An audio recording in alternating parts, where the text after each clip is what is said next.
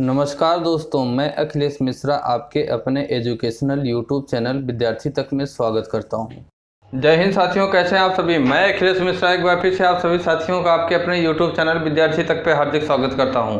साथियों, जैसा कि पता है कि आप लोगों को कि आपके अपने यूट्यूब चैनल विद्यार्थी तक पे डेली आप लोगों को UP TET, C TET and super TET के लिए 3 क्लासें हैं, जो कि पहली क्लास सुबह बाल विकास की, दूसरी क्लास दोपहर में हिंदी के, और तीसरी क्लास आप लोगों को सामाजिक विज्ञान से रिलेटेड हिस्ट्री की क्लास आप लोगों को 5-6 क्लास दी जा चुकी है, जो कि ज्योग्राफी की क्लास ये आज चौथी क्लास है। कल हम लोग कुछ क्लासें किए थे, जिसमें कल हम लोग कुछ टॉपिक को किए थे, अर्थात ग्रह को पढ़े थे। उसके बाद ग्लोब के टॉपिक को हम लोग कर रहे थे, उसी के जस्ट बाद ही लाइट चली गई, जिसके कारण क्लास थोड़ा सा प्रभावित हुई। तो कल की क्लास में ही मैं आप लोगों से बताया था कि कल आते ही ग्लोब को हम लोग शुरू से पढ़ेंगे। ग्लोब को हम लोग पिछली क्लास में थोड़ा बहुत पढ़े थे, ग्लोब के बारे में जाने थे, लेकिन आज हम लोग ग्लोब को शुरुआत से जानेंगे कि ग्लोब क्या होता है। तो साथियों, क्लास को आप लोग शुरू से लेकर लास्ट तक देखा करिए, क्लास को शुरू से लेकर लास्ट तक देखा करिए, तभी सारी चीज़ें आप लोगों को क्लियर होंगी। साथ ही साथ अगर आप हमारे YouTube चैनल विद्यार्थी तक पे नए हैं तो हमारे चैनल विद्यार्थी तक को सब्सक्राइब करिए और क्लास को ज़्यादा से ज़्यादा लाइक शेयर सब्सक्राइब करिए। ठीक साथियों, आइए हम लोग ग्लोब की शुरुआत करते हैं। किसकी? ग्लोब की। साथियों, ग्लोब क्या होता है, सबसे पहले हम लोग ये जानेंगे। क्या जानेंगे? कि ग्लोब क्या होता है। तो साथियों, ग्लोब पृथ्वी के सतह को इसके यथार्थ गोलाकार रूप में निरूपित करता है, जिसमें महाद्वीपों एवं अन्य आकृतियों को समान मापन में तथा उसके वास्तविक आकार एवं क्षेत्रफल में दर्शाया जाता है। समान मापन में तथा आकृति और क्षेत्रफल को वास्तविक रूप से दर्शाया जाता है। ठीक साथियों, और साथियों ये ग्लोब की परिभाषा हुई, और इसी को हम लोग हम लोग अपनी भाषा में पढ़े। साथ ही साथ अगर ग्लोब के जो है किताबी भाषा की बात करें अगर, तो ग्लोब साथियों पृथ्वी का एक गोलाकार स्वरूप है, जो पृथ्वी पर स्थित अनेकों तथ्यों एवं सूचनाओं को एक दृष्टि में वास्तविकता के साथ हमारे सम्मुख प्रस्तुत करने का काम करता है। यही चीज़ें मैं अपनी भाषा में आप लोगों को बताया। क्या बताया? कि ग्लोब पृथ्वी के सतह को इसके यथार्थ गोलाकार में निरूपित करता है। किस में? यथार्थ गोलाकार में निरूपित करता है, जिसमें महाद्वीपों एवं अन्य आकृतियों को समान मापन में तथा उसके वास्तविक आकार एवं क्षेत्रफल में दर्शाया जाता है। ग्लोब की बात करें साथियों, तो ग्लोब को सर्वप्रथम जर्मन के मार्टिन ब्लेयर ने बनाया। ग्लोब को सर्वप्रथम जर्मन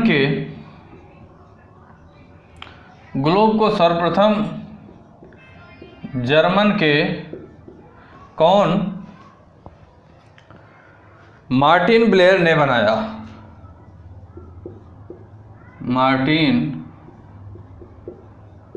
ब्लेयर। अगर बात करें कि ग्लोब को बनाया कौन, तो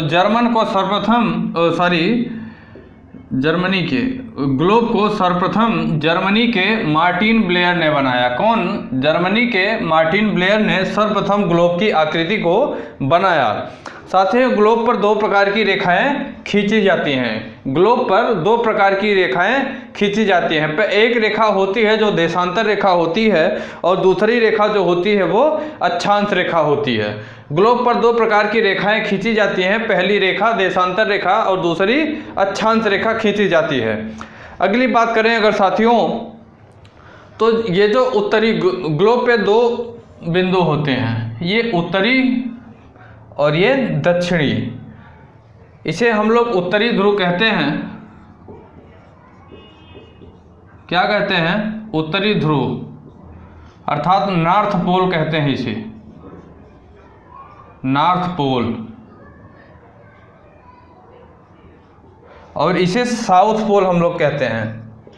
क्या कहते हैं? साउथ पोल, अर्थात दक्षिणी ध्रुव। दक्षिणी ध्रुव अर्थात साउथ पोल। इसे साथियों हम लोग उत्तरी ध्रुव अर्थात नॉर्थ पोल कहते हैं, और नीचे वाले भाग को हम लोग दक्षिणी ध्रुव अर्थात साउथ पोल कहने का काम करते हैं। ठीक साथियों, साथियों ग्लोब के बिल्कुल बीचों बीच एक 0 डिग्री अक्षांश रेखा खींचते हैं जो हमारे पृथ्वी को 2 बराबर भागों में बांटता है। ग्लोब के बिल्कुल बीचों बीच ये रेखा जो आप लोग देख रहे हैं, ग्लोब के बिल्कुल बीचों बीच हम लोग एक 0 डिग्री अक्षांश रेखा खींचते हैं जो कि ग्लोब को हमारे ग्लोब को 2 बराबर भागों में विभाजित करती है, 2 बराबर भागों में बांटने का काम करती है। 0 डिग्री अक्षांश रेखा जो होती है, कौन सी 0 डिग्री जो अक्षांश रेखा होती है, ये हमारे ग्लोब को 2 बराबर भागों में बांटने का काम करती है।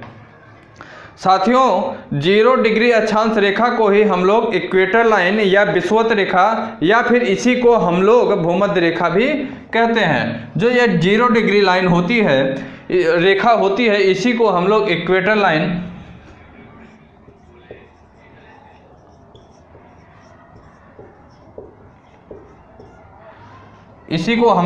इक्वेटर लाइन कहते हैं। साथ ही साथ इसी को विषुवत रेखा भी कहते हैं, विषुवत या भूमध्य रेखा अर्थात विषुवत रेखा कहते हैं या तो फिर भूमध्य रेखा अर्थात पृथ्वी के बिल्कुल मध्य की, पृथ्वी के भू अर्थात पृथ्वी के बिल्कुल मध्य की रेखा भूमध्य रेखा हम लोग कहते हैं। जो हमारे जो है 0 डिग्री अक्षांश रेखा होती है, इसी को हम लोग इक्वेटर लाइन या विषुवत रेखा या तो फिर भूमध्य रेखा कहते हैं। ग्लोब में जो 0 डिग्री अक्षांश रेखा होती है, कौन सी 0 डिग्री अक्षांश रेखा होती है, इसी को हम लोग इक्वेटर लाइन, विषुवत रेखा या तो फिर भूमध्य रेखा कहते हैं। क्या कहते हैं? भूमध्य रेखा हम लोग कहते हैं। ग्लोब को साथियों हम लोग थोड़ा सा और भी आगे ड्राइव करेंगे। इस पोल से उत्तरी ध्रुव से दक्षिणी ध्रुव तक हम लोग एक रेखा खींची जाती है। इसमें 4 रेखाओं को हम लोग यहाँ डिनोट करेंगे।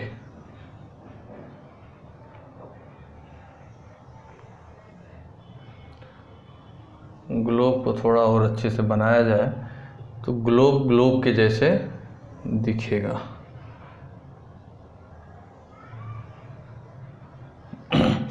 उत्तरी ध्रुव से दक्षिणी ध्रुव की, इसे जो है अक्षांश रेखा कहते हैं और इसे भूमध्य रेखा कहते हैं। सॉरी, इसे भूमध्य रेखा कहते हैं और इस रेखा को देशांतर रेखा कहते हैं। क्या कहते हैं? देशांतर रेखा कहते हैं। साथियों ग्लोब के ऊपर वाले भाग को उत्तरी ध्रुव, जैसा कि मैंने बताया कि ग्लोब के ऊपर वाले भाग को उत्तरी ध्रुव अर्थात नॉर्थ पोल, नीचे वाले भाग को दक्षिणी ध्रुव अर्थात साउथ पोल कहते हैं। साथियों 0 डिग्री के ऊपर वाले भाग को उत्तरी गोलार्ध तथा नीचे वाले भाग को दक्षिणी गोलार्ध भी कहते हैं। इसी को हम लोग उत्तरी गोलार्ध 0 डिग्री के ऊपर वाले भाग को, अर्थात ये जो 0 डिग्री है हमारा, ये जो 0 डिग्री की रेखा है, 0 डिग्री के ऊपर वाले भाग को उत्तरी गोलार्ध,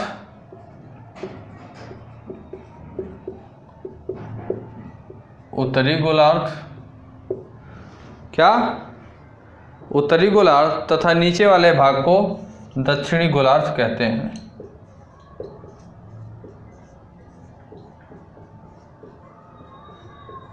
दक्षिणी गोलार्ध। साथियों अगर हम लोग ग्लोब पे बताएं तो यहाँ 23.5 डिग्री, 23.5 डिग्री, यहाँ 66.5 डिग्री, यहाँ भी 23.5 डिग्री, यहाँ 66.5 डिग्री, यहाँ 23.5 डिग्री, यहाँ 23.5 डिग्री, यहाँ 66.5 डिग्री की बात की जाएगी, यहाँ भी 66.5 डिग्री। ठीक। अब साथियों हम लोग बात करें तो ग्लोब पर जो ये वाली लाइन खींची जाती है, कौन सी? ग्लोब पे इस तरीके की जो लाइन खींची गई है उसे हम लोग अक्षांश रेखा कहते हैं। क्या कहते हैं? अक्षांश रेखा। जो ग्लोब पे जो ये वाली लाइन खींची जाती है, इस तरीके की लाइन खींची गई है, इसे हम लोग अक्षांश रेखा कहने का काम करते हैं। जो लाइन उत्तरी ध्रुव से दक्षिणी ध्रुव की ओर, ये वाली लाइन, ये इस तरीके की जो लाइन खींची गई है, अर्थात उत्तरी ध्रुव से दक्षिणी ध्रुव की ओर जो लाइन खींची गई है उसे हम लोग देशांतर रेखा कहेंगे। क्या कहेंगे? देशांतर रेखा। अर्थात ये जो रेखा है, ये वाली, इस रेखा को हम लोग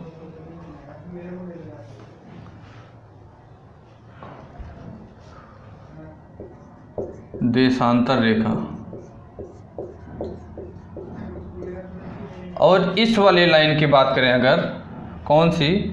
जो हमारी ये वाली लाइन है, ये लाइन जो है, इस लाइन को हम लोग अक्षांश रेखा कहेंगे। क्या कहेंगे? अक्षांश रेखा।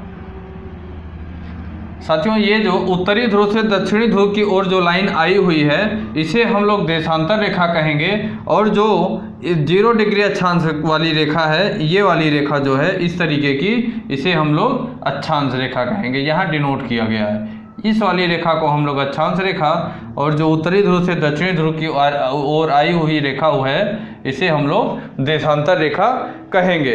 अगली बात करें साथियों, तो 0 डिग्री अक्षांश रेखा के ऊपर जो 23.5 डिग्री, 0 डिग्री अक्षांश रेखा के ऊपर 23.5 डिग्री अक्षांश रेखा है उसे हम लोग क्या कहते हैं? क्या कहेंगे? इसे हम लोग कर्क रेखा कहेंगे। इस वाली रेखा को हम लोग कर्क रेखा कहेंगे। क्या कहेंगे? कर्क रेखा। 0 डिग्री के ऊपर जो 23.5 डिग्री 23.5 डिग्री की रेखा है, अक्षांश रेखा है, इसी को हम लोग कर्क रेखा कहेंगे। ठीक साथियों, और जो 0 डिग्री अक्षांश रेखा के नीचे 23.5 डिग्री की अक्षांश रेखा है इसे हम लोग मकर रेखा कहेंगे। मकर रेखा। साथियों, 0 डिग्री अक्षांश रेखा के ऊपर जो 23.5 डिग्री अक्षांश रेखा है इसे हम लोग कर्क रेखा कहेंगे, और 0 डिग्री अक्षांश रेखा के जो नीचे 23.5 डिग्री अक्षांश रेखा है इसे हम लोग मकर रेखा कहेंगे। साथियों, 0 डिग्री अक्षांश रेखा के ऊपर जो 23.5 डिग्री अक्षांश रेखा है, कौन सी? 23.5 डिग्री अक्षांश रेखा, इसे हम लोग आर्कटिक अक्षांश कहेंगे। क्या कहेंगे? इसे हम लोग आर्कटिक अक्षांश कहते हैं। ये वाली रेखा जो है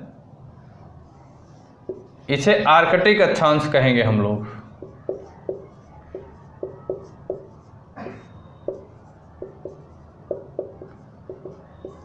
और जो 0 डिग्री अक्षांश रेखा से नीचे 66.5 डिग्री अक्षांश रेखा है इसे हम लोग अंटार्कटिक अक्षांश रेखा कहेंगे। अंटार्कटिक अक्षांश रेखा।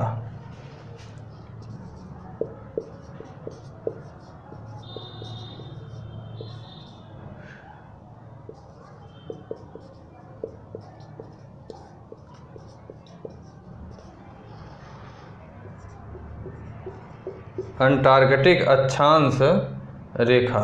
क्या कहेंगे? अंटार्कटिक अक्षांश रेखा। ठीक साथियों, अगली बात करें,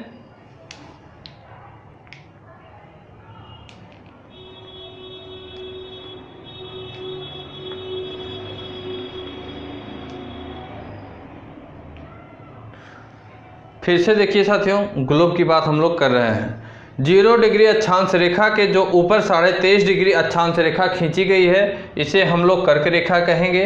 0 डिग्री अक्षांश रेखा के जो नीचे 23.5 डिग्री अक्षांश रेखा खींची गई है इसे हम लोग मकर रेखा कहेंगे। साथ ही साथ 0 डिग्री अक्षांश रेखा के जो ऊपर 23.5 डिग्री की अक्षांश रेखा खींची गई है इसे हम लोग आर्कटिक अक्षांश रेखा कहेंगे। क्या? आर्कटिक अक्षांश रेखा कहेंगे। और जो 0 डिग्री अक्षांश रेखा के नीचे 66.5 डिग्री अक्षांश रेखा खींची गई है इसे हम लोग आर्कटिक अक्षांश रेखा कहेंगे। अब साथियों, हमारे ग्लोब पर 5 अक्षांश रेखाएं खींची गई हैं, उसे भी हम लोग जानने का काम करेंगे। हमारे ग्लोब पर 5 अक्षांश रेखाएं, 1 2 3 4 5, 1 2 3 4 5, ये हमारे ग्लोब पे 5 अक्षांश रेखाएं। कौन कौन सी? आर्कटिक अक्षांश रेखा, ठीक।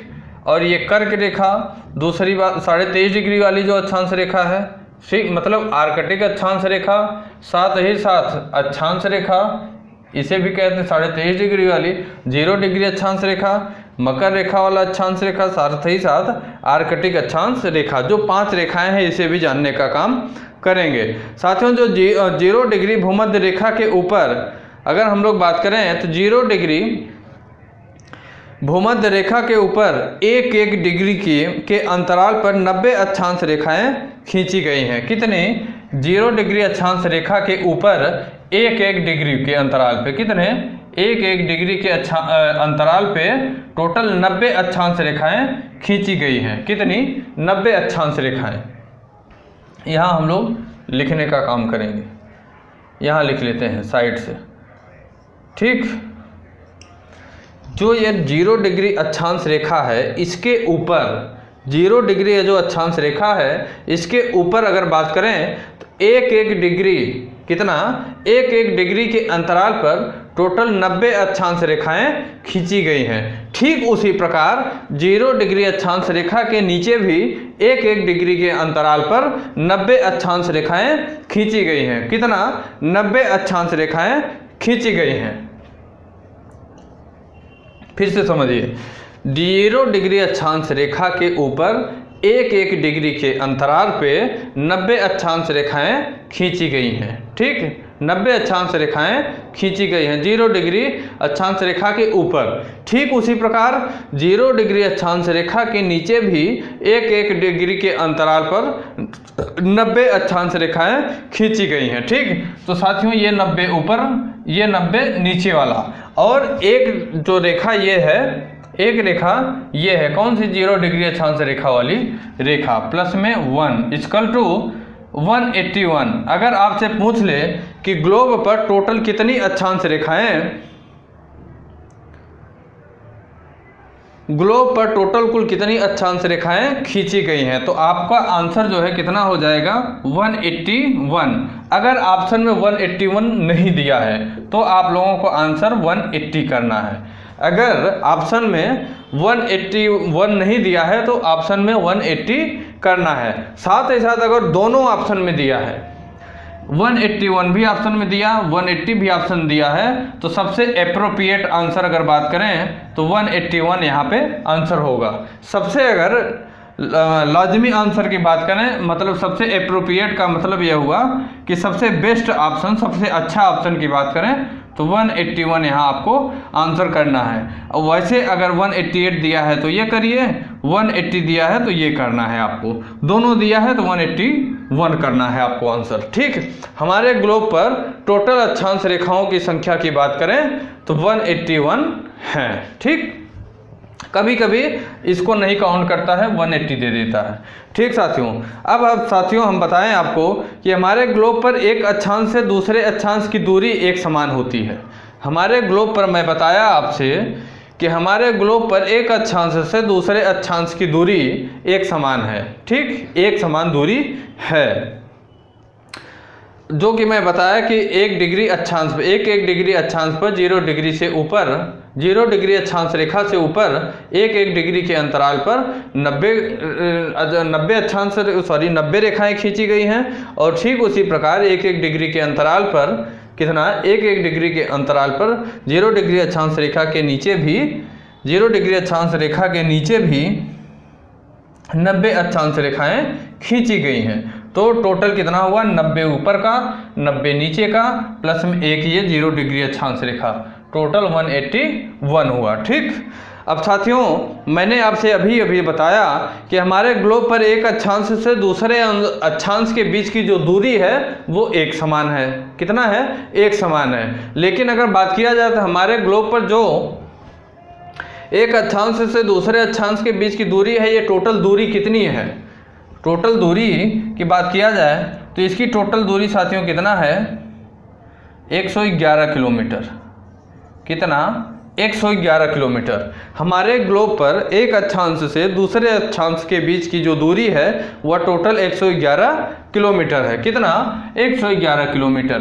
ठीक, अगली बात करें साथियों, पहले हम लोग इसे अच्छे से ग्लोब पे समझ ले रहे हैं, फिर इसी को हम लोग लैंग्वेज में अच्छे से लिखेंगे कि क्या चीज़ें क्या होती है। लेकिन अगर आप लोग समझ लेंगे तो लिखने की ज़रूरत भी नहीं पड़ेगी, लेकिन अगर आप लोगों की डिमांड होगी रहेगी तो मैं लिखाऊंगा भी, लेकिन पहले आप लोग यहाँ समझने का काम करिए। अगली बात साथियों कि अगला आपसे अगर क्वेश्चन की बात करें इसी में हम आपसे अगले क्वेश्चन की बात करें तो आप बताइए कि ऐसी कौन सी हमारी अक्षांश रेखा है जिस पर दिन और रात एक समान होता है, तो वो कौन सी रेखा है साथियों, आप लोग बताइए। हमारी भूमध्य या विषुवत रेखा है। कौन सा? भूमध्य या विषुवत रेखा। भूमध्य या विषुवत रेखा जो होती है इस पे दिन और रात एक समान होता है। क्या होता है? दिन और रात एक समान होने का काम होता है।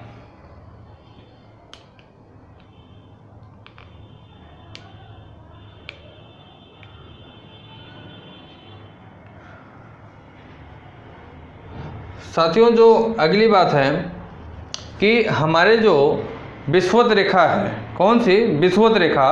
तो विषुवत रेखा के समान खींची गई जो काल्पनिक रेखा होती है, विषुवत रेखा के समान, ये जो हमारी विषुवत रेखा है, विषुवत रेखा के समान जो भी एक काल्पनिक रेखा खींची जाती है उसी को हम लोग क्या कहते हैं? अक्षांश रेखा कहते हैं। आपसे अगर पूछ ले कि अक्षांश रेखा किसे कहते हैं, तो विषुवत रेखा के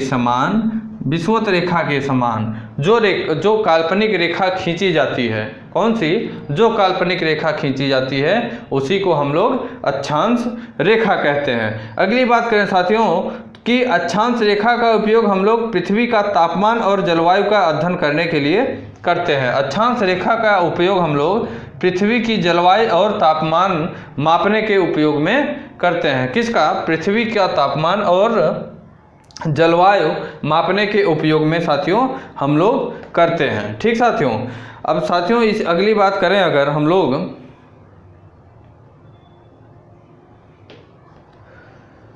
कर्क रेखा, अगली बात हम लोग कर्क रेखा के बारे में अगर हम लोग जाने साथियों तो 23.5 डिग्री उत्तरी अक्षांश को हम लोग कर्क रेखा कहते हैं, जो कि 23.5 डिग्री उत्तरी अक्षांश को ही हम लोग कर्क रेखा कहते हैं। ये बात मैंने आपको बताया, जो कि उत्तरी गोलार्ध में स्थित होता है। कौन से गोलार्ध में? उत्तरी गोलार्ध में। और बात करें अगर साथियों तो कर्क रेखा भारत के मध्य से गुजरती है, जो 8 राज्यों से होकर कर्क रेखा भारत के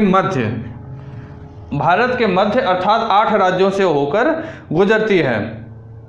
वो 8 राज्य कौन कौन से हैं? गुजरात, राजस्थान, मध्य प्रदेश, झारखंड। कौन से? ये है कर्क रेखा, यहाँ गुजरती है। या गुजरात, राजस्थान, झारखंड, जो गुजरात, राजस्थान और कौन सा? झारखंड, मध्य प्रदेश, छत्तीसगढ़, मध्य प्रदेश, छत्तीसगढ़, पश्चिम बंगाल, त्रिपुरा। कौन सा? पश्चिम बंगाल, त्रिपुरा। साथ ही साथ साथियों अगर बात करें तो गुजरात हो गया, मिजोरम 1 2 3 4 5 6 7 8 हो गए। साथियों कर्क रेखा जो है हमारे भारत के मध्य से गुजरती है, जो कि 8 राज्यों को टच करते हुए ये जाती है। कितने राज्यों को? 8 राज्यों को टच करते हुए। कौन कौन से? गुजरात, राजस्थान, झारखंड, मध्य प्रदेश, छत्तीसगढ़, पश्चिम बंगाल, त्रिपुरा और मिजोरम को ये टच करते हुए निकलती है। कर्क रेखा साथियों एशिया, अफ्रीका व उत्तरी अमेरिका से भी गुजरती है। कर्क रेखा एशिया, अफ्रीका व उत्तरी अमेरिका से भी होकर गुजरती है। ये जानकारी साथियों हम लोग कर्क रेखा के बारे में लिए। आज ग्लोब को समझिए, कल मैं इसे आप लोग अगर कहेंगे तो कल इसे मैं राइट डाउन, यही सारी चीज़ें जो है शब्दों में मैं लिखवा दूंगा आपको, ठीक। तो हमेशा नोटिस रहेगी। आप पहले आज आप लोग पहले ग्लोब को समझने का काम करिए। अगली बात साथियों मकर रेखा की हम लोग करते हैं। तो मकर रेखा की अगर बात करें हम लोग तो 0 डिग्री अक्षांश रेखा के नीचे 0 डिग्री अक्षांश रेखा के नीचे दक्षिणी गोलार्ध में जो है उसे हम लोग दक्षिणी अक्षांश कहते हैं। क्या? दक्षिणी अक्षांश या मकर रेखा हम लोग कहते हैं। मकर रेखा विश्व के दक्षिण अमेरिका, अफ्रीका, एशिया व ऑस्ट्रेलिया महाद्वीप से गुजरती है। कौन सी? मकर रेखा विश्व में दक्षिण अमेरिका, अफ्रीका, एशिया व ऑस्ट्रेलिया महाद्वीप से गुजरती है, ठीक साथियों। अब हम लोग थोड़ा सा उत्तरी ध्रुव की बात कर लेते हैं। किसकी? उत्तरी ध्रुव की भी हम लोग थोड़ा सा चर्चा करते हैं। उत्तरी ध्रुव की बात करें साथियों तो पृथ्वी का शीर्ष अक्षांश जो होता है, कौन सा? पृथ्वी का ये जो शीर्ष स्थान होता है, शीर्ष अक्षांश जो होता है, इसी को हम लोग शीर्ष अक्षांश उत्तरी गोलार्ध में 90 डिग्री उत्तरी अक्षांश को ही उत्तरी गोलार्ध या उत्तरी ध्रुव कहा जाता है। यह उत्तरी गोलार्ध का अंतिम शीर्ष बिंदु है। किसका? उत्तरी गोलार्ध जो ये यहाँ मैं बताया हूँ, इसका अंतिम शीर्ष बिंदु है। किसका? इसका अंतिम शीर्ष बिंदु है जो उत्तरी ध्रुव होता है, ठीक साथियों। उत्तरी ध्रुव जो होता है यह उत्तरी ध्रुव उत्तरी गोलार्ध का अंतिम शीर्ष बिंदु होता है। अब यहाँ हम लोग दक्षिणी ध्रुव की बात कर लेते हैं। किसकी बात करेंगे? दक्षिणी। चूंकि उत्तरी ध्रुव की हम लोग चर्चा किए तो यहाँ हम लोग दक्षिणी ध्रुव की भी बात करेंगे। दक्षिणी ध्रुव की बात करें साथियों तो पृथ्वी का दक्षिणी गोलार्ध में शीर्ष स्थान जो होता है, पृथ्वी के दक्षिणी गोलार्ध में शीर्ष स्थान जो होता है 90 डिग्री का, तो 90 डिग्री अक्षांश को दक्षिणी ध्रुव कहा जाता है। जो 90 डिग्री यह अक्षांश होता है, इसी को हम लोग क्या कहते हैं? इसी को हम लोग दक्षिणी ध्रुव कहते हैं। यह दक्षिणी गोलार्ध का अंतिम शीर्ष बिंदु होता है। यह जो होता है यह दक्षिणी गोलार्ध का अंतिम शीर्ष बिंदु होता है, ठीक साथियों, अंतिम शीर्ष बिंदु होता है। उत्तरी व दक्षिणी आर्कटिक वृत्त की भी अगर बात करें, उत्तरी व दक्षिणी आर्कटिक वृत्त की अगर चर्चा करें साथियों तो 66.5 डिग्री उत्तरी अक्षांश को उत्तरी आर्कटिक वृत्त तथा 66.5 डिग्री दक्षिणी गोलार्ध को 66.5 डिग्री दक्षिणी अक्षांश को दक्षिणी अंटार्कटिक वृत्त भी कहा जाता है। 0 डिग्री अक्षांश के उत्तरी गोलार्ध में उत्तरी गोलार्ध के 66.5 डिग्री अक्षांश को आर्कटिक अक्षांश रेखा कहा जाता है और 0 डिग्री अक्षांश के दक्षिणी ध्रुव में जो 66.5 डिग्री अक्षांश रेखा होती है उसी को हम लोग अंटार्कटिक अक्षांश रेखा कहने का काम करते हैं। साथ ही साथ साथियों कर्क रेखा एवं मकर रेखा के बीच के सभी अक्षांश पर सूर्य वर्ष में एक बार दोपहर में सिर के ठीक ऊपर आता है। कहाँ? ये मैंने आपको बताया। कहाँ? ये जो 0 डिग्री अक्षांश रेखा है इस पे दिन और रात, एक दिन और रात समान होती है, दिन और रात समान होती है। इसलिए इस क्षेत्र में सबसे अधिक ऊष्मा भी होती है, इसलिए इसे उष्णकटिबंध भी कहा जाता है। यह जो क्षेत्र होता है यह बहुत गर्मी वाला क्षेत्र उस दिन माना जाता है, इसलिए इसे उष्णकटिबंध भी कहा जाता है। क्या कहा जाता है? उष्णकटिबंध भी कहा जाता है। ध्रुव की तरफ सूर्य की किरणें तिरछी होती हैं। इस प्रकार उत्तरी ध्रुव में कर्क रेखा एवं उत्तर ध्रुव वृत्त तथा दक्षिणी गोलार्ध में मकर रेखा एवं दक्षिणी ध्रुव के बीच वाले क्षेत्र का तापमान मध्य रहता है, इसलिए इसे शीतोष्णकटिबंध भी कहा जाता है। ये साथियों हम लोग अक्षांश रेखाओं के बारे में आज की क्लास में जाने, ठीक साथियों। अब हम लोग क्लास को यहीं से ओवर करेंगे, क्योंकि हम लोग ग्लोब को पढ़ रहे थे और बिल्कुल विस्तार से अच्छे से हम लोग पढ़े। कल की क्लास में हम लोग देशांतर रेखाओं के बारे में चर्चा करेंगे। किस क्लास में? देशांतर रेखाओं के बारे में कल की क्लास में हम लोग चर्चा करेंगे। आज की क्लास में हम लोग अक्षांश रेखाओं के बारे में विस्तृत चर्चा की है, बिल्कुल अच्छे से। जो जो चीज़ें होनी चाहिए, फैक्ट चीज़ें जो कि एग्ज़ाम में अक्सर पूछ लिया करता है, वो सारी चीज़ें मैंने यहाँ आपको बताने की कोशिश किया। ठीक, फिर से अगर कहिए तो फिर से मैं रिवीजन करवा दूँ। ठीक, ये जो पूरे ग्लोब का जो शीर्ष स्थान होता है, सबसे ऊपर वाला भाग, इसे हम लोग उत्तरी ध्रुव या नॉर्थ पोल कहते हैं। सबसे नीचे वाले भाग को हम लोग दक्षिणी ध्रुव कहते हैं। ठीक, इस पूरे ग्लोब पर 5 अक्षांश रेखाएं होती हैं। पूरे ग्लोब पे 5 अक्षांश रेखाएं होती है। इसे 0 डिग्री अक्षांश रेखा कहा जाता है। 0 डिग्री अक्षांश रेखा के ऊपर उत्तरी ध्रुव पर ऊपर की ओर जो 23.5 डिग्री अक्षांश रेखा होती है, इसी को हम लोग कर्क रेखा कहते हैं। कर्क रेखा हमारे भारत के 8 राज्यों से होकर गुजरती है। कौन कौन से? गुजरात, राजस्थान, झारखंड, मध्य प्रदेश, छत्तीसगढ़, पश्चिम बंगाल, त्रिपुरा और मिजोरम। साथ ही साथ साथियों, 0 डिग्री अक्षांश रेखा के ऊपर जो 66.5 डिग्री अक्षांश रेखा होती है, इसी को हम लोग आर्कटिक अक्षांश रेखा भी कहते हैं। 0 डिग्री अक्षांश रेखा के ऊपर वाले भाग को हम लोग उत्तरी गोलार्ध कहते हैं। क्या कहते हैं? उत्तरी गोलार्ध कहते हैं। साथ ही साथ साथियों, जो हमारी ये इस तरीके की रेखा अर्थात नॉर्थ पोल से साउथ पोल की ओर जो रेखा हमारी आई हुई है, इस रेखा को हम लोग देशांतर रेखा कहते हैं। और जो हमारी साथियों इस तरीके की 5 रेखाएं ग्लोब पे खींची गई हैं, इस तरीके की इस रेखाओं को हम लोग अक्षांश रेखा कहते हैं। ठीक साथियों, ये जो 0 डिग्री अक्षांश रेखा होती है, इस अक्षांश रेखा को हम लोग इक्वेटर लाइन या विषुवत रेखा या साथ ही साथ भूमध्य रेखा भी कहने का काम करते हैं।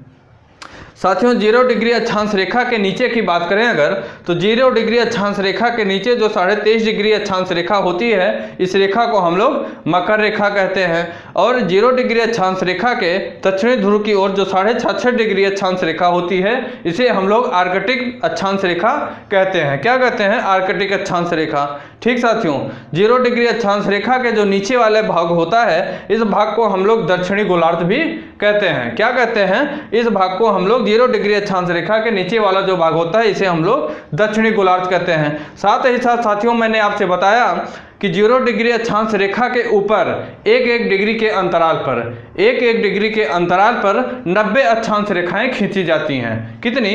90 अक्षांश रेखाएं खींची जाती हैं। साथ ही साथ 0 डिग्री अक्षांश रेखा के नीचे भी 1-1 डिग्री के अंतराल पर 90 अक्षांश रेखाएं खींची जाती हैं। तो साथियों, टोटल कितनी हो गई? 90 ऊपर, 90 नीचे, प्लस में 0 डिग्री अक्षांश रेखा, टोटल 181 अक्षांश रेखाएं हो गई।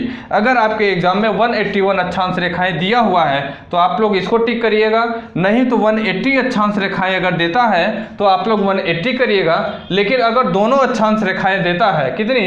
दोनों अक्षांश रेखाएं दोनों ऑप्शन में देता है तो 181 अक्षांश रेखाएं आप लोग टिक करिएगा। ठीक साथियों, ये तो उत्तरी ध्रुव से दक्षिणी ध्रुव की ओर, उत्तरी ध्रुव से दक्षिणी ध्रुव में टोटल अगर इस ग्लोब में दूरी की बात किया जाए कि इसकी टोटल कितनी दूरी है, तो 111 किलोमीटर की दूरी होती है। कितनी? 111 किलोमीटर की दूरी होती है।